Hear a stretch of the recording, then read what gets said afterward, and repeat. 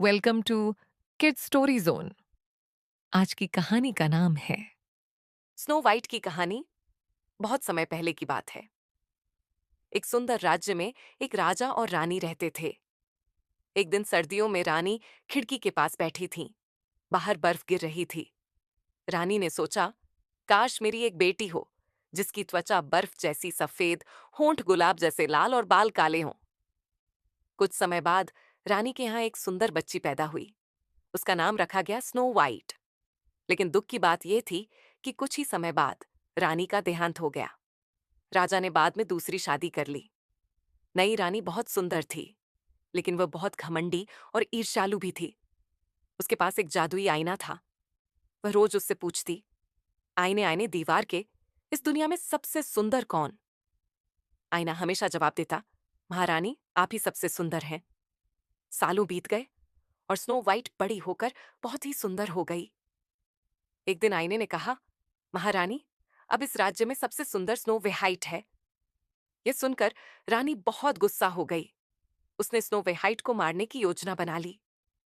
रानी ने एक शिकारी को बुलाया और उसे जंगल में स्नो वाइट को छोड़ आने का आदेश दिया। लेकिन शिकारी का दिल पिघल गया। उसने स्नो वाइट को सच बता दिया और कहा, तुम जंगल में भाग जाओ। स्नो वाइट डरते डरते जंगल में चली गई। चलते चलते उसे एक छोटा सा घर दिखा। वह घर अंदर से बहुत साफ और प्यारा था। वह घर 7 बौनों का था। बौने जब घर लौटे तो उन्होंने स्नो वाइट को देखा। स्नो वाइट ने अपनी कहानी उन्हें बता दी। बौनों को उस पर दया आ गई और उन्होंने उसे अपने साथ रहने दिया। कुछ दिनों बाद रानी को फिर से पता चला कि स्नो वाइट जिंदा है।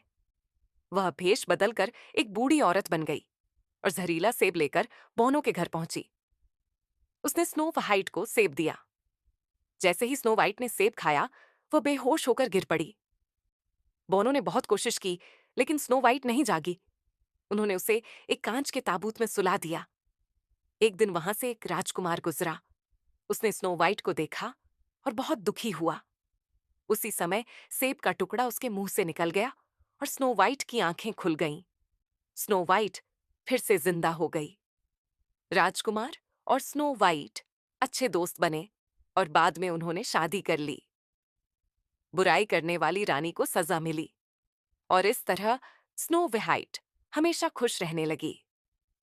सीख: अच्छाई की हमेशा जीत होती है और ईर्ष्या, घमंड का अंत बुरा होता है। अगर आपको आज की कहानी पसंद आई हो तो इसे लाइक जरूर करें, अपने दोस्तों के साथ शेयर करें और हमारे चैनल को सब्सक्राइब करना न भूलें। Thank you. मिलते हैं अगली नई कहानी में।